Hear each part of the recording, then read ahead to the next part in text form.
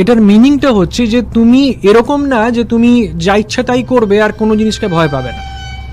আচ্ছা, তুমি কর্মাকে ভয় পেতে হবে তোমাকে।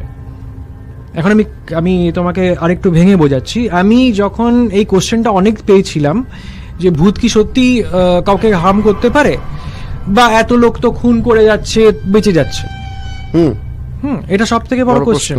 খুন করে বেঁচে যাচ্ছে, তাহলে ভূত কেন শোধ নিচ্ছে না? আমার বাবা যেহেতু জুডিশিয়ারির সবথেকে অনেক উঁচু পোস্টে আছে, তো আমি বাবার থেকে একটা রিকোয়েস্ট চেয়েছিলাম যে বাবা তুমি আমাকে না জেলে কয়েকটা লোকের সাথে আমি একটুখানি ইন্টারাকশন করতে চাই, মানে কিছু রিপোর্টস নিতে চাই যারা অ্যাকচুয়ালি খুন করেছে। আচ্ছা, ইন্টারেস্টিং। এরকম জেলার থেকে আমি পেয়েছিলাম একটা স্ট্যাটিস্টিক্স, আমি নিজে বানিয়েছি, যে যারা এরকম টাইপের অনেকগুলো ক্রাইমস করেছে তাদের কোনো সময় ন্যাচারাল ডেথ হয় না। 80%